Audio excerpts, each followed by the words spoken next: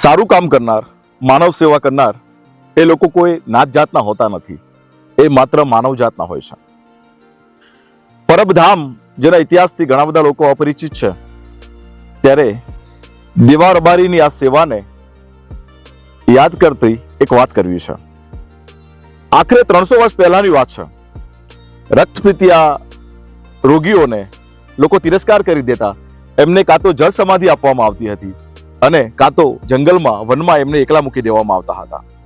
એવા સમયમાં સૌરાષ્ટ્રના એક સંતે પોતાના હાથે આ રક્તપીતિઓના રક્ત ધોયા છે, એમની સેવા કરી છે.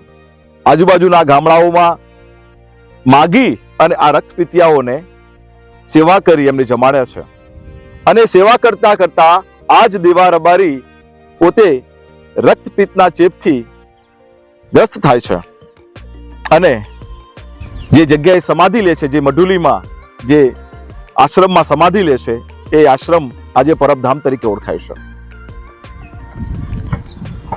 આધુનિક યુગમાં મિત્રો આપણે બધા જાણીએ છીએ કે સેવાના ઘણા બધા માધ્યમ છે. માનવ સેવાનું કોઈ એક માધ્યમ ના હોઈ શકે અને આવી સેવા કરનારને આપણે જાતિઓના બંધનમાં કે જાતિઓના વાળામાં ના બાંધી શકીએ.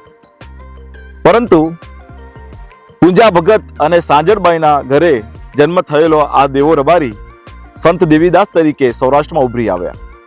300 વર્ષ પહેલા માનવ સેવાની સરવાણી જેને વહાવી છે, આ પરબધામ તાલુકો ભેસાણ અને જિલ્લા જુનાગઢમાં આવેલું છે. અમે કોઈ નાત જાતમાં માનતા નથી મિત્રો, માનવ ધર્મમાં માનીએ છીએ.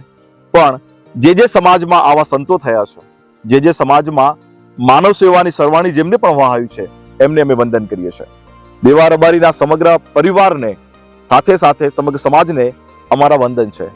જય બળવાળા દેવ.